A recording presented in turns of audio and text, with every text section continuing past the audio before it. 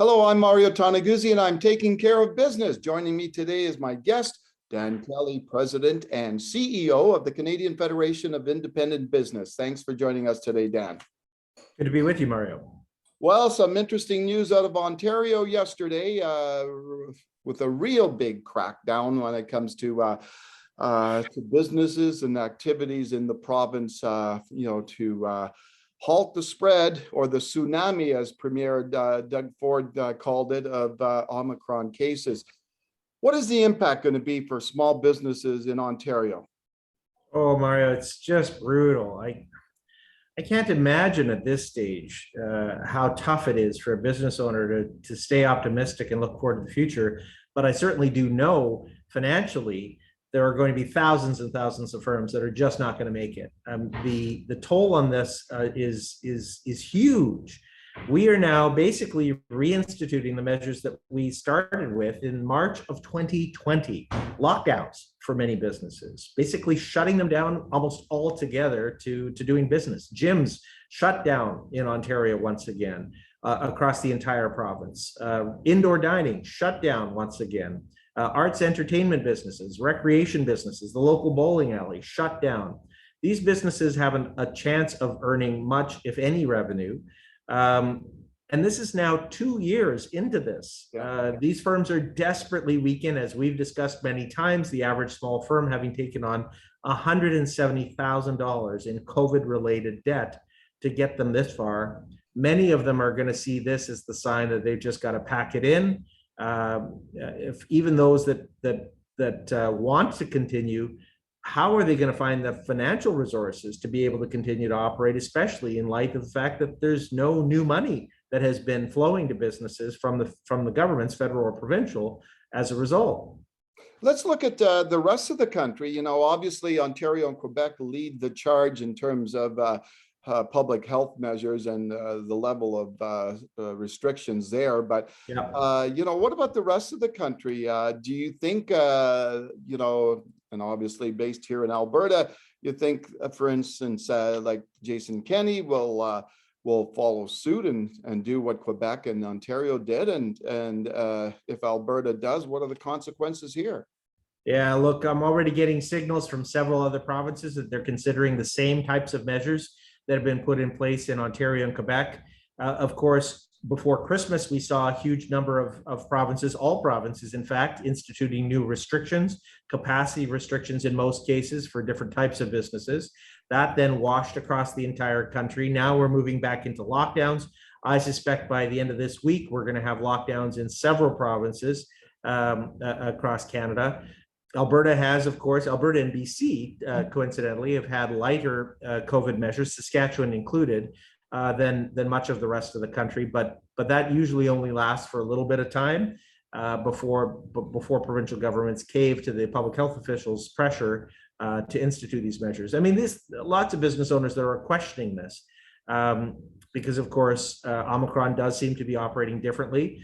I understand that, of course, governments, public health officials, premiers have to concern themselves with hospital capacity, but it is so depressing that despite huge levels of vaccinations, despite vaccine passports that were said to be the big panacea, which we questioned months ago, despite all of those things, we are now back to using the same blunt instruments, lockdowns, that we did at the start of the pandemic. Well, we're into this for at least another month, obviously, right? Until I think things settle down in some ways, or we get a good picture of where this virus is going, et cetera. But how long can small businesses last in this environment? We're close to 2 years. Well, look, you and I have talked about this several times. We haven't seen the number of business closures that one would expect during the course of the pandemic. In fact, bankruptcies, failures, outright failures have been lighter during the COVID emergency period than is normal, in part because governments have stepped up and provided some life support to businesses to keep them going. But along with that, businesses have mounted just tons and tons of new debt. And they're going to be asking, I think in this wave, they're going to be asking the question, how much longer can I do this? And I suspect that answer is going to be not much longer, if at all. Businesses at some point are going to say, And I've had a few reach out to me saying, you know what, I wish I had known, I wish I knew then what I now know, because they would have pulled the plug on their business a long time ago. Yeah. Unfortunately, for many, they put good money after bad by cashing in their retirement savings, by remortgaging their home and putting some of their debt on their credit cards to try to keep the business going, to try to keep their employees paid, instead of pulling the plug. Now they have all the legacy of that debt that they have inherited. That's going to pull many of them into failure in the weeks ahead. I suspect we're going to start to see not just a tsunami of Omicron cases, but a tsunami of business failures in the spring of this year. Okay. So what do governments need to do in light of everything that's going on right now currently? What still do governments need to do to support the small business sector in this country? Well, look, any of these restrictions, even a single day of new restrictions, needs to be met with a companion announcement of fresh money that will flow to the businesses to try to make sure that they can have a hope of making it to the other side.